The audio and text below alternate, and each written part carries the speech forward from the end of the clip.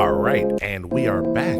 All right, and we are back. All right, and we are back. All right, and we are back. All right, and we are back.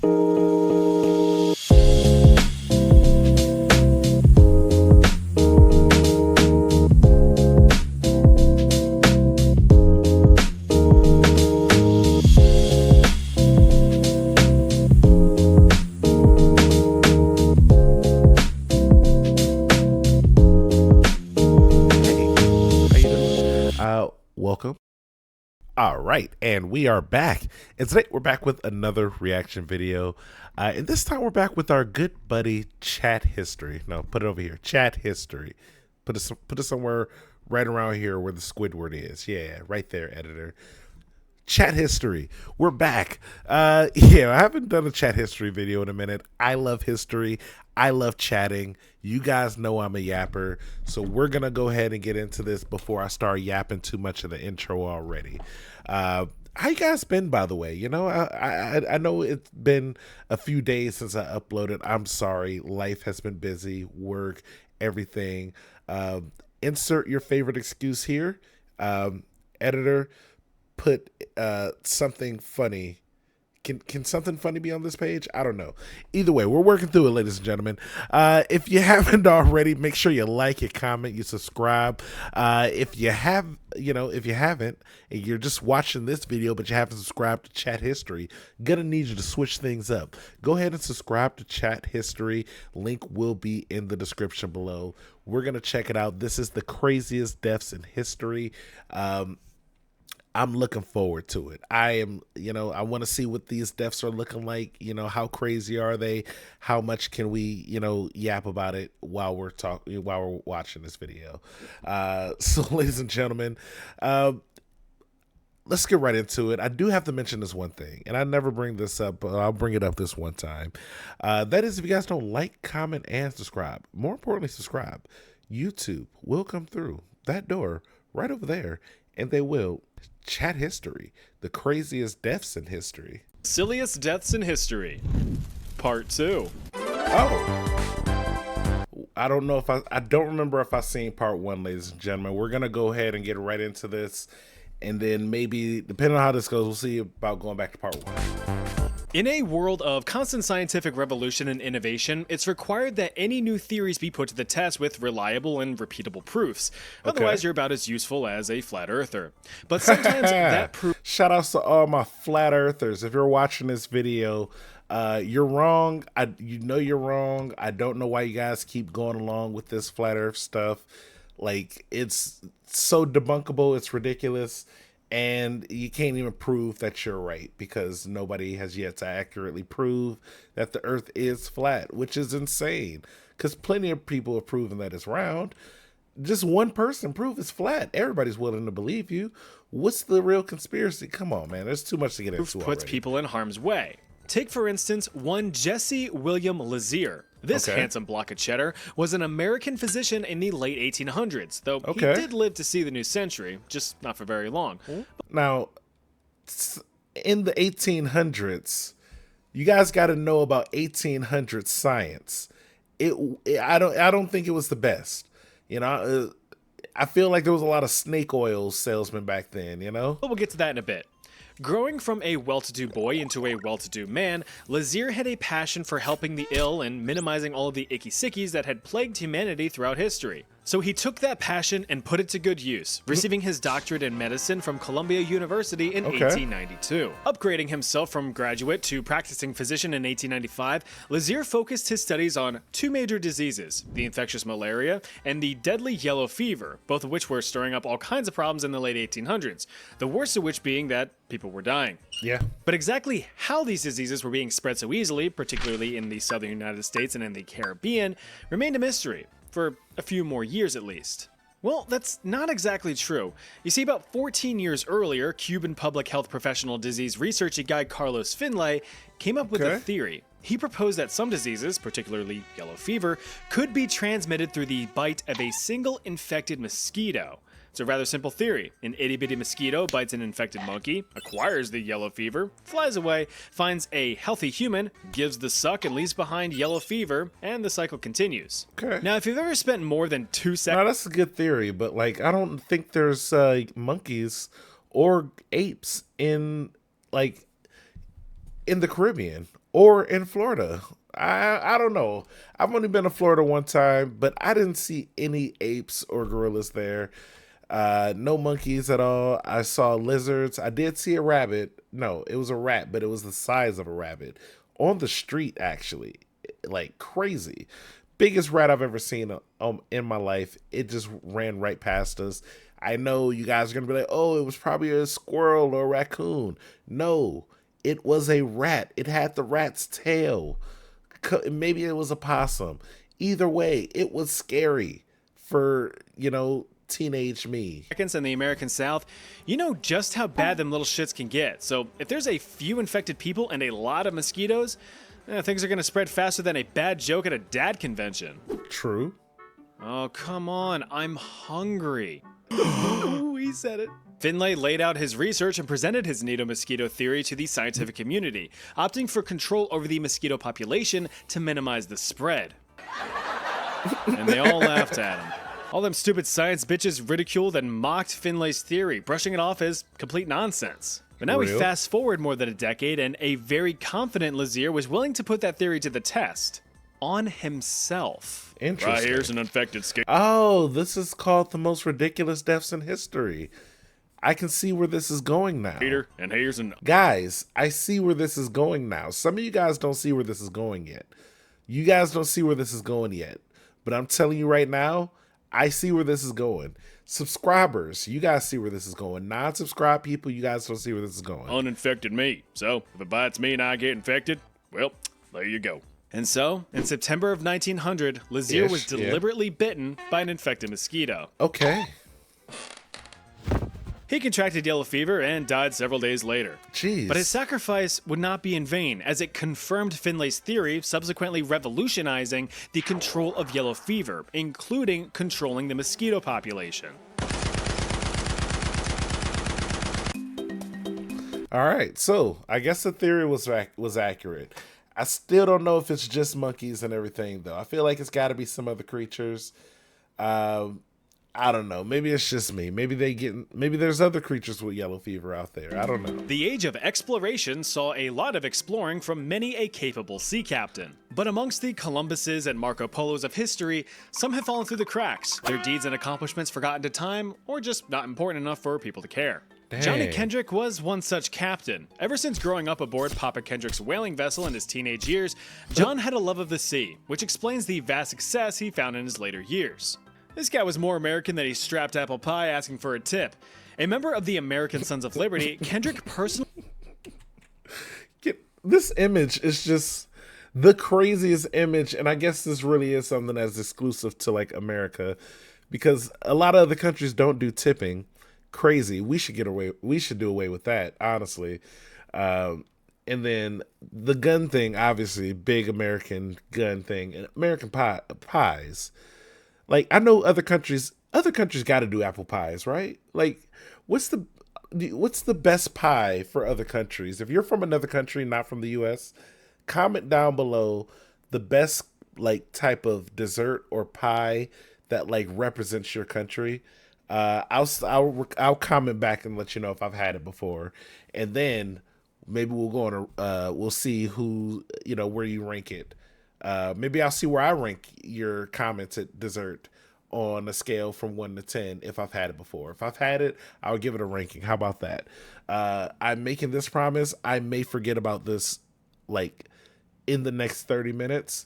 So, sorry if that does happen, but I will make a note to remember that when I start seeing about a bunch of comments about, like, yo, this is the dessert for, Bangladesh or whatever, like, I'm gonna be like, oh yeah, I've had that before. Oh, this is the dessert from Turkey. Oh yeah, I've had baklava before. I don't know. I don't know if that's even a Turkish dish. But yeah, comment them down below. If I've had it, I'll give it a 1 through 10 ranking.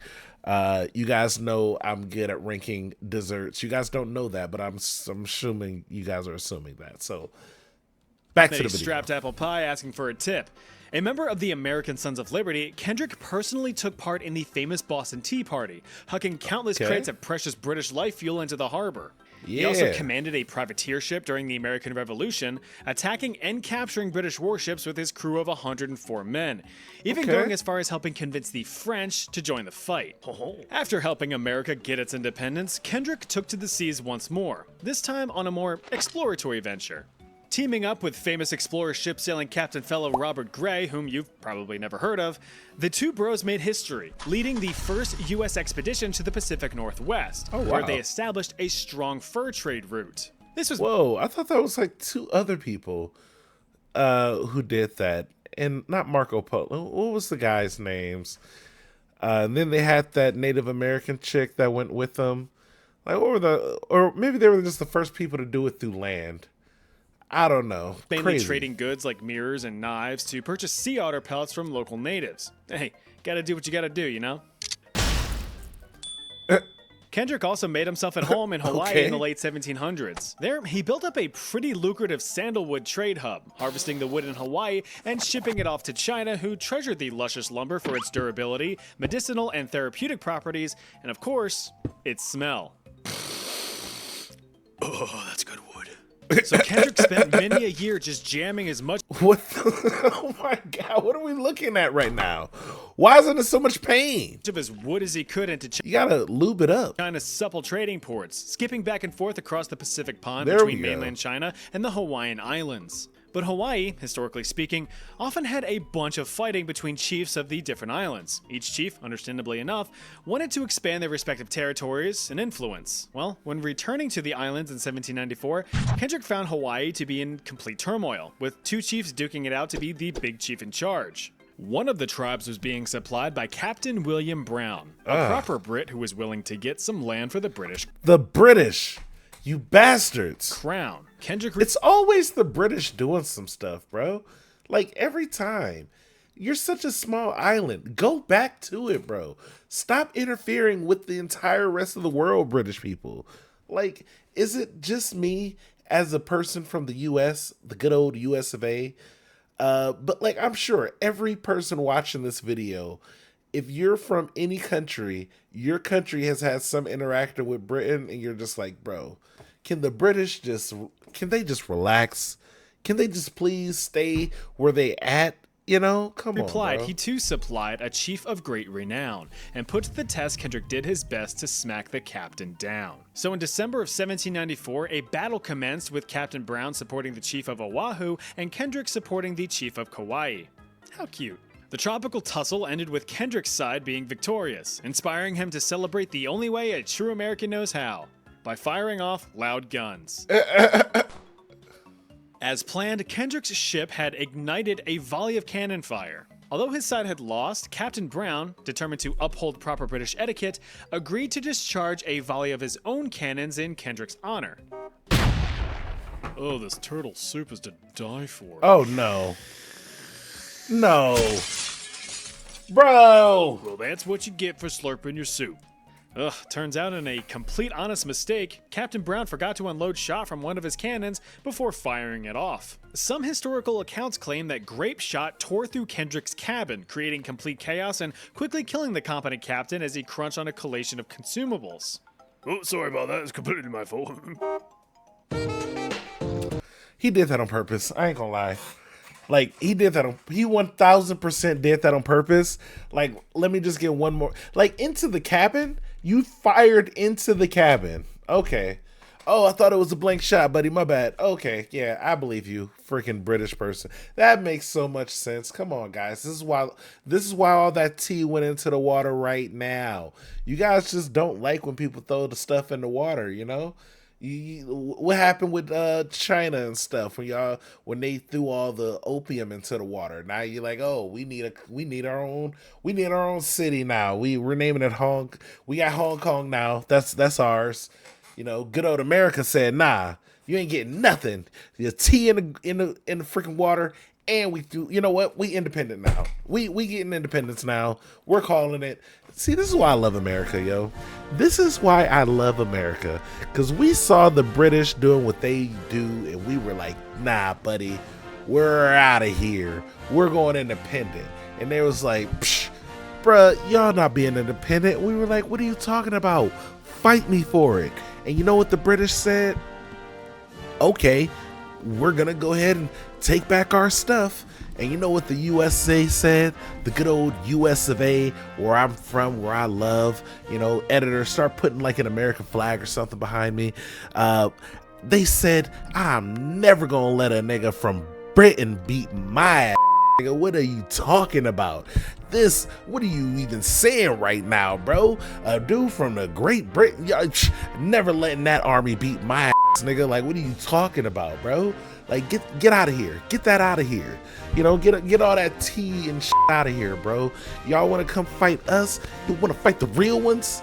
You want to fight real ones? No, you can't handle real ones. And then we have the French to help us out. You know, you guys know the history. The French helped us win the Revolutionary War, but then we helped them out a bunch of times. You know, who's even counting? You know, they gave us a statue. We so great. You know, that's how it is. You know, we was like, yeah, we ain't standing for this oppression, and then we went ahead and oppressed a bunch of people for a bunch of years. But that's different. That's internal oppression within the country. We refuse to be oppressed by other countries. Okay, we will oppress people within the country at times, but we will not be oppressed by other countries. And that's why I love America. Editor, make sure the American flag is still waving behind me throughout that whole thing. Let's get back to the video. Yep, that Jack Daniel, the two first name having freak who founded the famous Jack Daniel's Tennessee Whiskey Company. You know, that succulent spirit that did, will, or is getting you through those tough college days or life in general. That's the one. Well, little Jackie Boy was born in Tennessee in the mid-1800s as the youngest of 10, mainly because his birth was the one that sent his... I gotta say, I hope he doesn't die from drinking the whiskey, because that would be so ironic. But also, like, I do love Jack Daniels. It is one of my favorite whiskey, like, one of my favorite drinks of all time. Like, I think it's an incredible alcohol. The honey whiskey, the honey Jack Daniels... guys, if you guys really, you know, appreciate me, you know, send me bottles of honey Jack Daniels. I'd appreciate that so much. It is so good. Beloved mother Skyward. Very sad. Now, unfortunately, not much is known about Jack's early life because them town records don't went caught fire. Most of the insight that we do have into Jack's life actually comes from the Jack Daniels Company historical records. Teeny Tiny Jack, the youthful entrepreneur that he was, yearned for work at the ripe old age of 8. The man to answer Jack's call was this guy, Dan Call, a preacher, a screecher, and one distilling creature. And of course, it would be here that Jack would find his calling. Something about Jack caught Dan's eye, and he saw real potential in the little tyke. This boy's gonna make a fine whiskey one day, I tell you what. And so, according to company history, an 8-year-old Jack began learning the art and science of distillation from one Nathan Green, a master distiller and slave under Dan Call. Fast forward several years, and Dan hit a crossroad. Given an ultimatum by his wife, Dan had to choose between his relationship with his tasty spirits or the Holy Spirit. The Reverend chose his Lord and Savior, saving his soul and his liver in the process. In that choice, Dan had...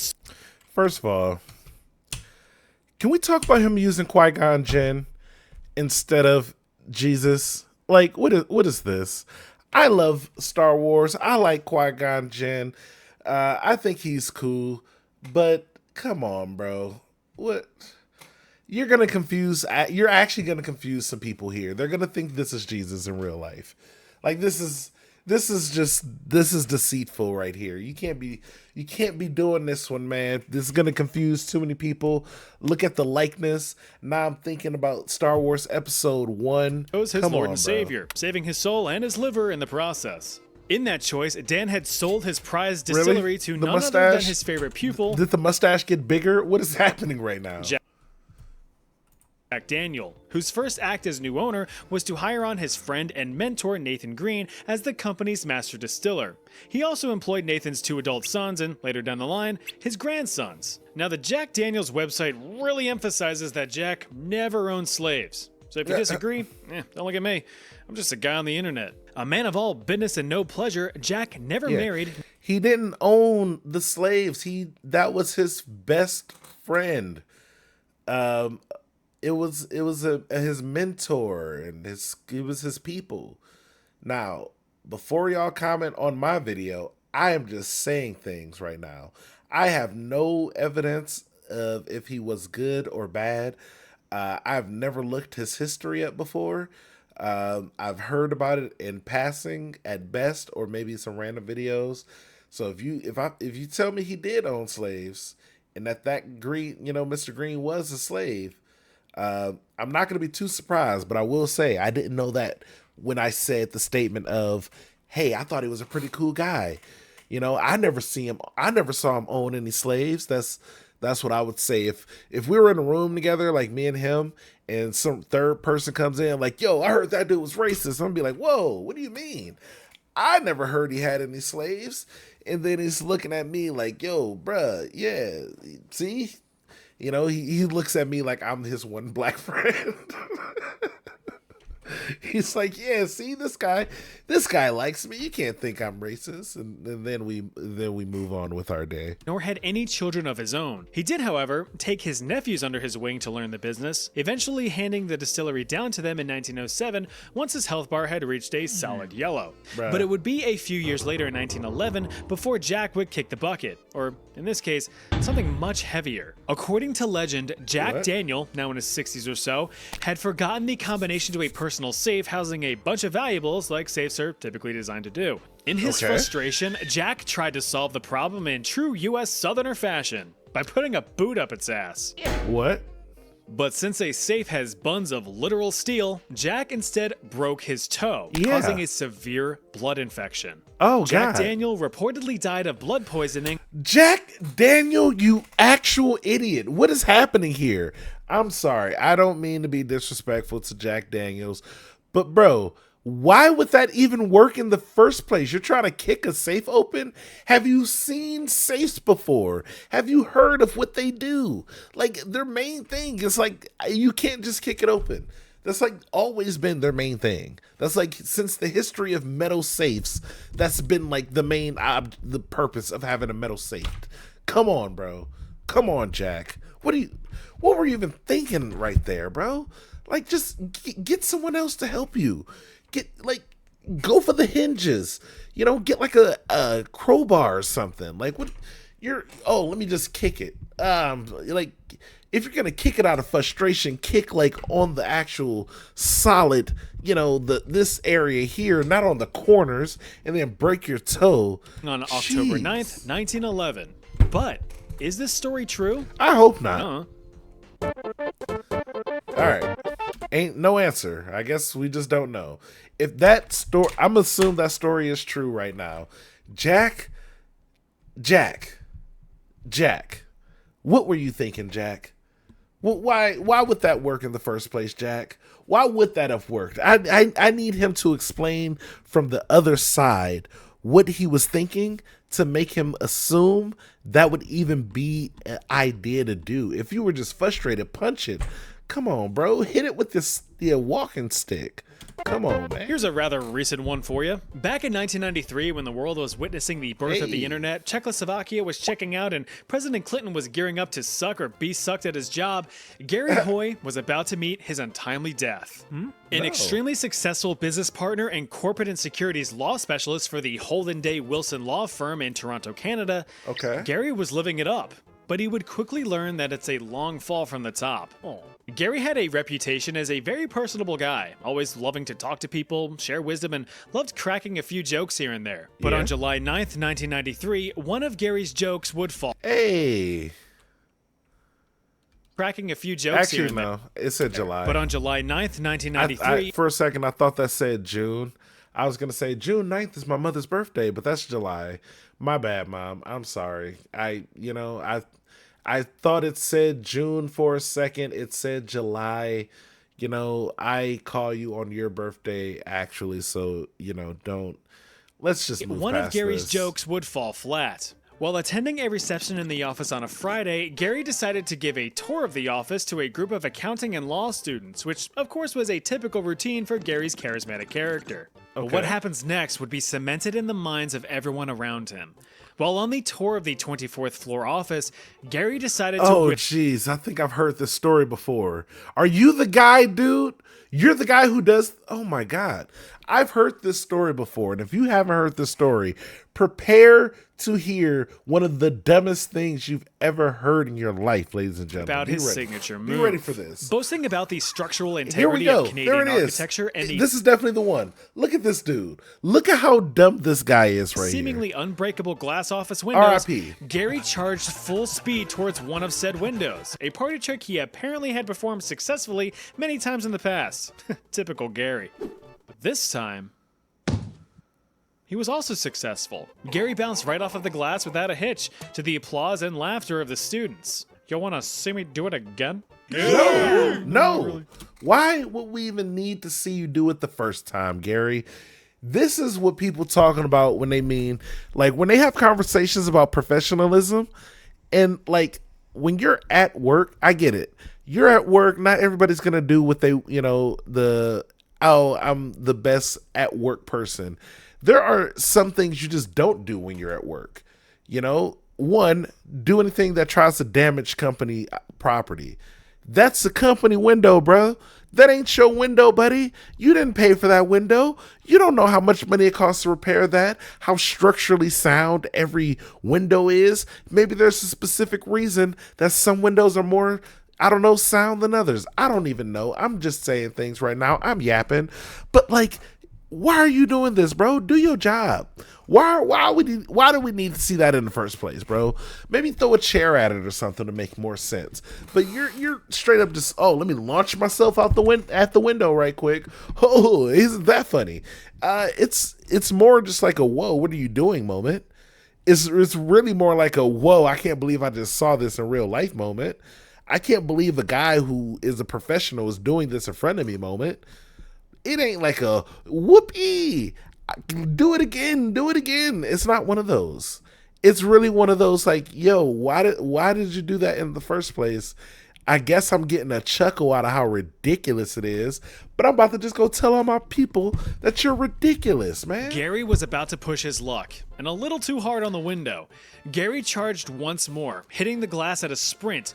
Now, to his credit, the glass didn't break, but the entire window frame dislodged from its setting, causing Gary to plunge the full 24.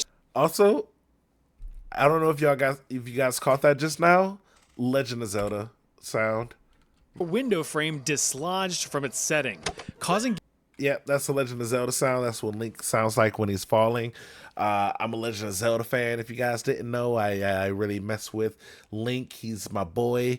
I feel like I have this conversation every time I watch a chat history video, because clearly chat history is a Legend of Zelda fan, specifically between Ocarina of Time and maybe current day. I don't know his feelings on Wind Waker. I have a feeling he's positive on Wind Waker. I have a feeling he has positive views about Majora's Mask and Twilight Princess. I have a feeling that chat history would have some pretty positive reviews on, a lot of the three-dimensional Legend of Zelda games for the main consoles. I don't know his feelings on the handhelds. He may, if he's like me, if he's like me, and I feel like he's a little iffy, a little so-so on the handheld versions of the Legend of Zelda games. It's like they got some good ones, but they also got some bad ones in there. I don't know how he feels about that. But again, chat history, if you're watching this, I'm going to go ahead and say this part exclusively is for me and you. Like, I'm having this conversation between me and you, really, and the audience is watching us. So, like, what are your feelings on the handheld Legend of Zelda games? Also, what are your feelings on the three-dimensional, games? So, talking about Ocarina of Time and forward. Comment down below. Chat Gary to history. plunge the full 24 stories to his death. The students and various colleagues stood paralyzed and horror-struck after witnessing Gary's fall. Yeah. Not to mention the witnesses on the ground where Hoy's body had landed. Following the incident, many of the firm's lawyers received professional counseling, but some chose to part ways with the company, eventually leading to its full closure in 1996. Gosh. Talk about having a falling out. Chat history. What are you doing? Chat history. Why would you make that joke right there? That was I don't know if that. Oh my god, it was hilarious, but still, I'm shocked. Also, bro, the whole company went under. The whole company went under because. What are you doing, bro? What were you doing with your life? Like, oh yeah, the window didn't break. Yeah, good thing you never broke the window. Guess what? Windows have frames. Oh my gosh. In 1996. Talk about having a falling out. Yeah. Okay, that was my bad. I shouldn't have laughed at that one. Especially when I already knew it was coming. I shouldn't have even giggled. Each of us wants to accomplish our own big motivational concrete goals before crossing the eternal finish line. A loving family, traveling the world, subscribing to this channel, which you can do right now. Yeah, subscribe to his channel, ladies and gentlemen. You can also subscribe to mine. Hit both subscription buttons, double subscribe, triple subscribe, quadruple. Everyone who watches this part, subscribe. If you do, there's a special gift in it just for you. You'll see it after you hit the subscribe button. You also have to like and comment. That's the only way to get the special surprise. But as the Rolling Stones once said, you can't always get what you want. But if you try sometimes... I forget the rest. Anyway, you might, this is Frank. If you try sometime, you might get what you need. Yeah. He has his own goal, to win a race. A horse race. Problem is, though, he is no professional jockey. Okay. A young Irish fella born in Ireland in 1901, Frank grew up as a stable boy and eventually an apprentice horse trainer under James Frayling, a wealthy gent who owned and bred professional racing horses. Okay. Paying close attention to Frank's rather small stature, Frayling gave Frank an opportunity to race as a jockey. And he lost. But apparently not too bad, because he was given a second chance in 1923. One small snag in this plan, however, was that Frank was a tad too heavy. Jockeys were required to weigh less than 130 pounds in order to qualify for racing. Ideally, wait, hold on. What are the dimensions for these guys? How small are these guys? 130 pounds? That's for an adult male. That's going to be hard to do. I don't know. I feel like that's got to be difficult. Like 130? You a skinny dude. At 130, like, come on. Like 180, 150. 160, that's more. You start getting like 130s. That's a small guy. Required to weigh less than 130 pounds in order to qualify for racing. Ideally, the slimmer and sleeker your jockey is, the less of a burden he is for the horse, allowing for a higher potential speed. Less mass, go fast. And so Frank was given a doozy of a task. Lose 12 pounds in a few days. Oh. And that's a big ask for someone already in a healthy weight range, but Frank was determined to strap in the saddle once more. Through what I can only imagine were extremely unhealthy choices, the frail Frank ended up making the cut and was given the thumbs up to participate in the race, though he was nowhere near expected to win, with him and his horse only given 20-1 odds. On June 4th, 1920... I don't horse race. Is that good? Is that bad? Also... Bro, this is what I'm talking about right here, bro. This is exactly what I'm talking about. I know you're oh my gosh, you're such a Zelda fan. Frank oh my gosh, you're just like me for real. You're just like me for real. Look at this. Look at this. Look at this Legend of Zelda tattoo that I don't know if you can see or not in the frame of the video. I don't even know if you can see that right now. Hopefully you Sweet can. Kiss and prepared to Editor. Maybe I don't know. You might want to zoom in on that. Maybe zoom in. I don't know. Travel We'll see around the track.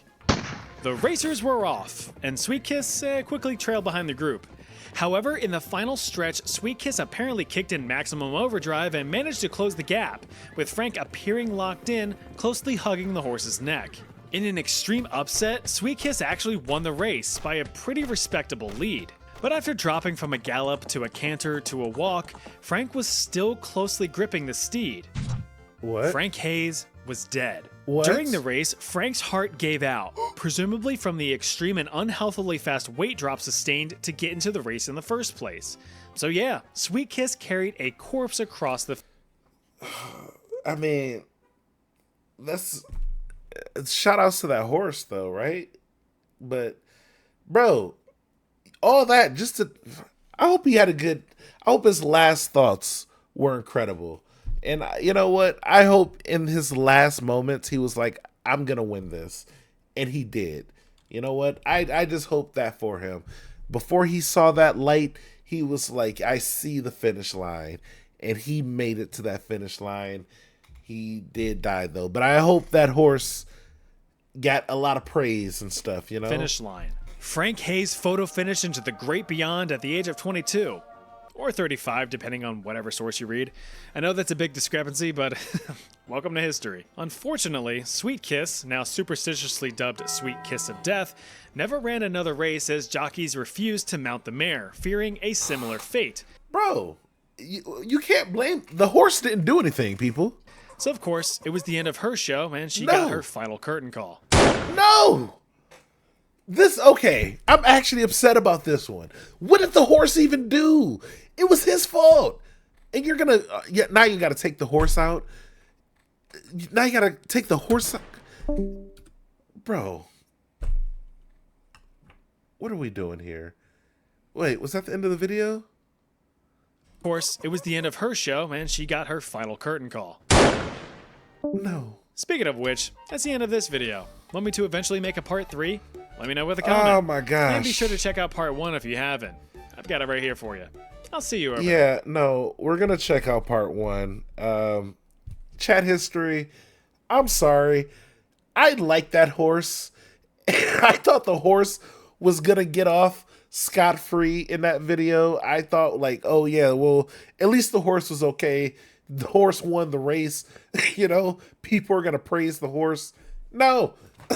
They were like, yo, this horse is cursed. Forget the fact that this guy lost 12 pounds in a matter of days.